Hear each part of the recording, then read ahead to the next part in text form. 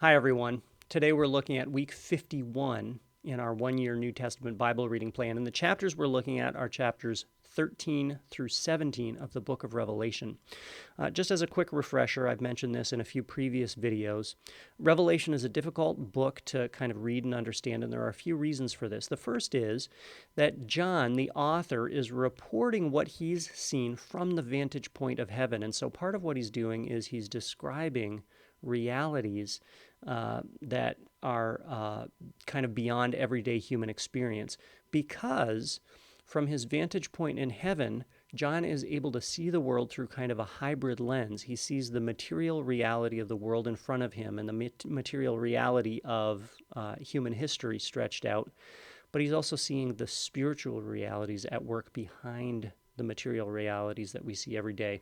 And so that's one of the reasons why we encounter imagery in Revelation that we have a hard time identifying with. John is trying to put into words stuff that is almost impossible for us to fully kind of comprehend. And he's getting this very unique perspective on the world around us. So one of the important takeaways from Revelation is that there's always a spiritual reality or spiritual realities going on behind the scenes of the reality that we navigate. And so John is given this glimpse behind the scenes of the kind of spiritual battle that goes on behind the scenes of human affairs. So that's one of the things to keep in mind. Another thing to remember is that John is writing at a time when the church is under heavy state-sanctioned persecution in the Roman Empire.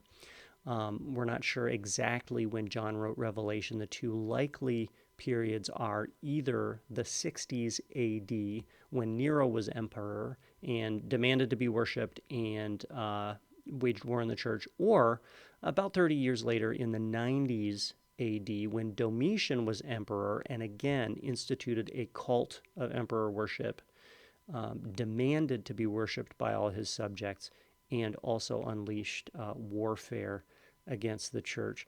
Regardless, we know that John is writing to a church that is under heavy persecution, and this is really the Lord Jesus' message to the persecuted church.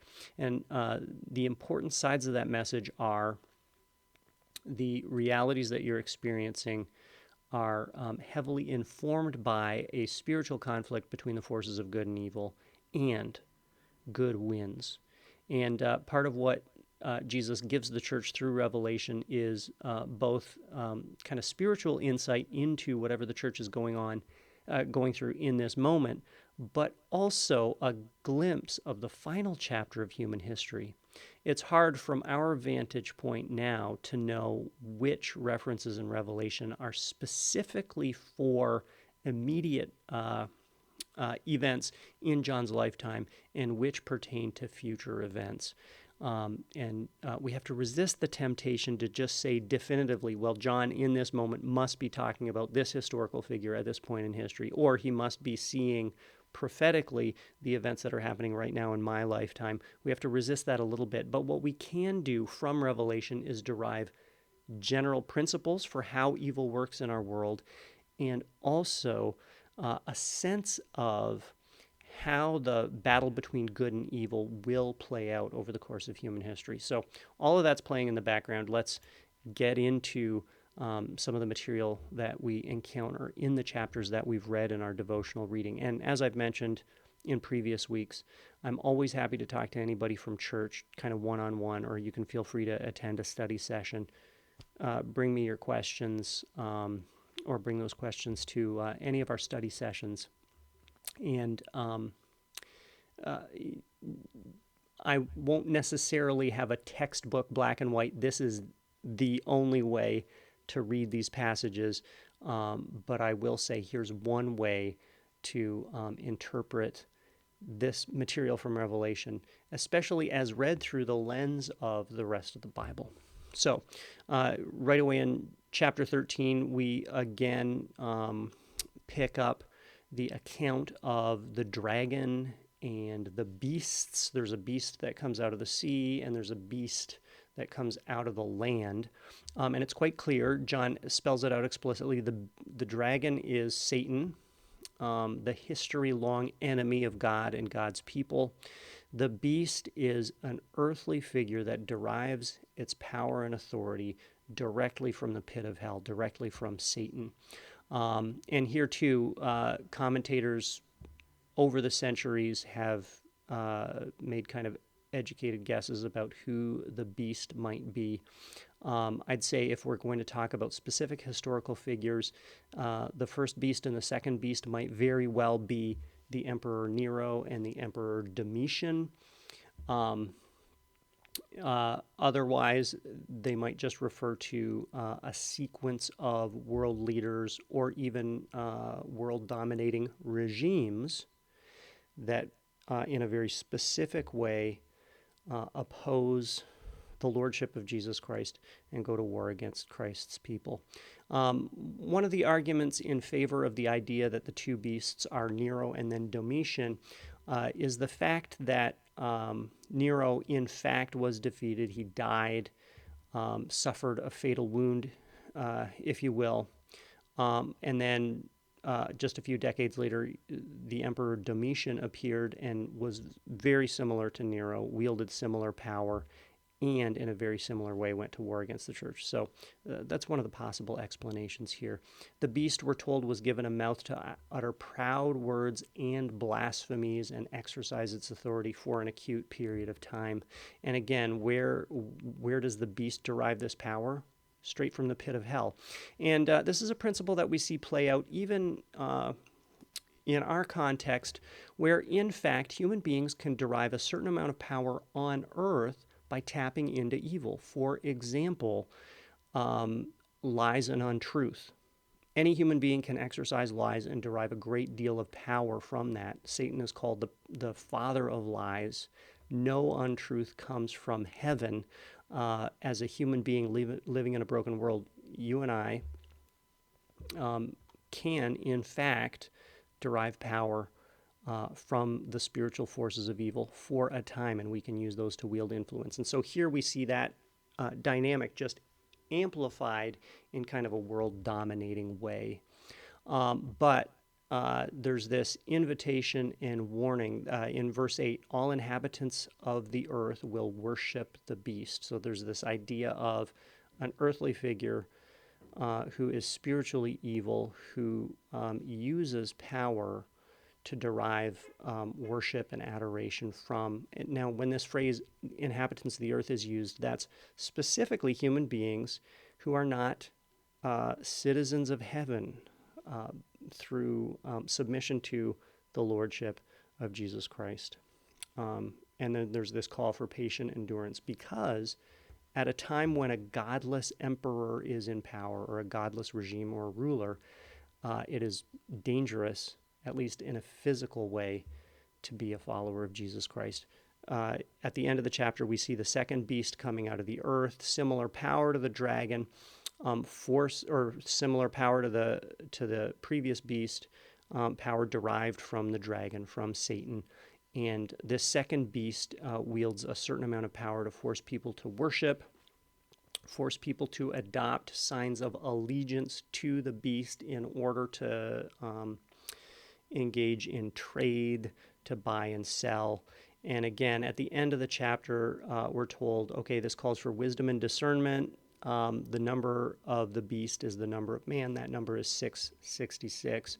Again, there's been all kinds of speculation as to the symbolism of that number. None of it is absolutely conclusive. What we do know is that the number 6 symbolically is one short of 7, the number of perfection. And so the idea of 6 being the number of man is this recognition that fallen humanity always falls just short of the perfection for which we were created. Anyway, in chapter 14, we look, or John looks, and there before him is the Lamb standing on Mount Zion. And so even though you've got all of this brooding evil happening on earth, the Lamb still presides over it all. Now, the Lamb is surrounded by 144,000, and again, we get this kind of round number. It's the idea of 12 times 12,000. So you get the idea of the tribes of Israel, or this idea of an ideal, complete people of God. And there are some specific things identified about them. For example, they're virgins, they haven't defiled themselves with women. And it might be easy to kind of overinflate that or get too deep into that. Does that mean the very best life to live in this world is a life of being a virgin? Is there something inherently evil about sexual intimacy? No. However, this is a throwback to a couple things. In a previous chapter, there's a reference to Balaam, the false prophet, who enticed the people of Israel using sexual immorality as a kind of a lure. And we know that in John's context, the context of the Roman Empire, a lot of pagan worship rituals involved sexuality in some way, as well as much of the entertainment industry in any ancient Roman city. A lot of it was just infused with sexuality and sexual immorality.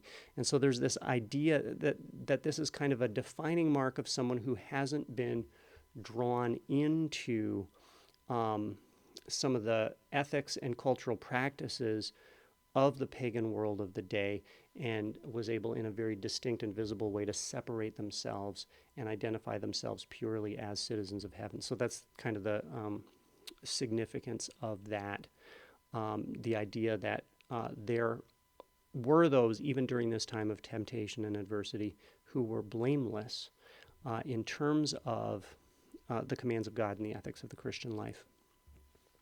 John goes on to describe angels who are proclaiming primarily the fall of Babylon, and we'll get more into the idea of Babylon as an emblem, specifically of human civilization built up apart from the lordship of God.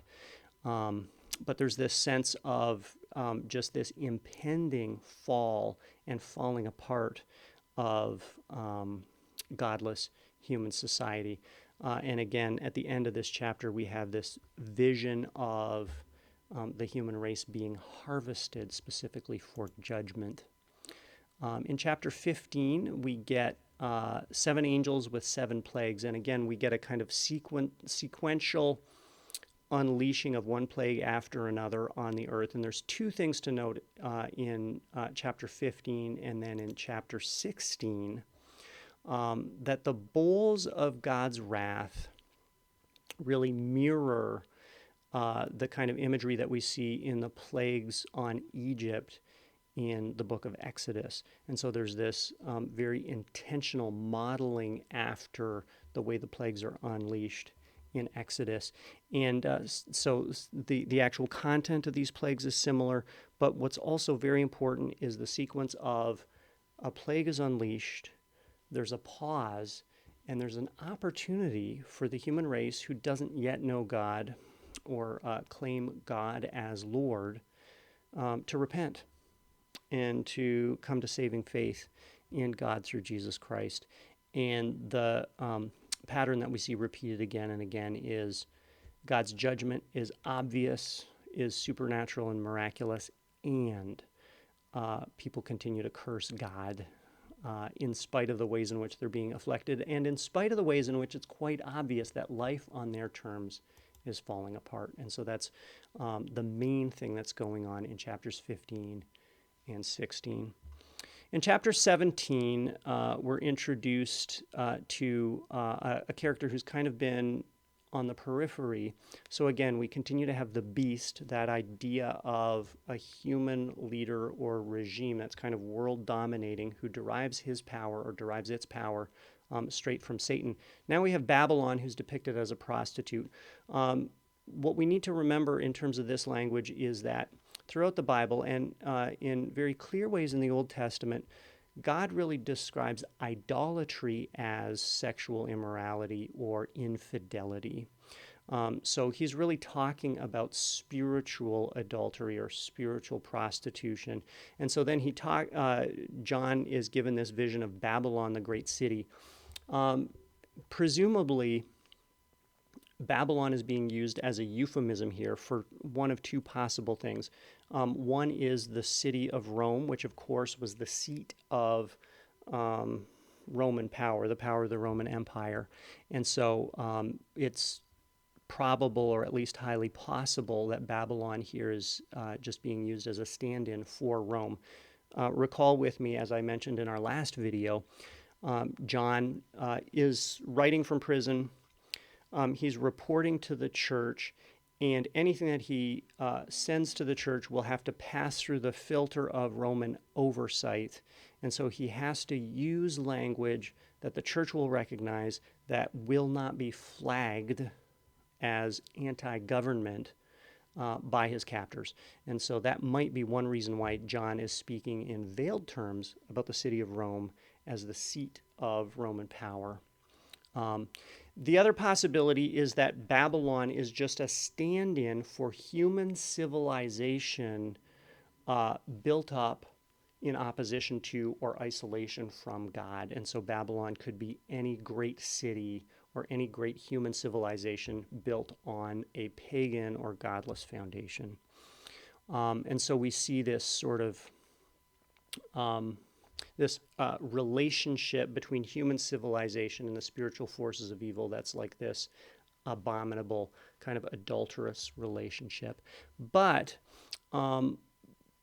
although the beast and Babylon together are depicted as having great power and influence on earth, their power is limited and it is doomed to fail.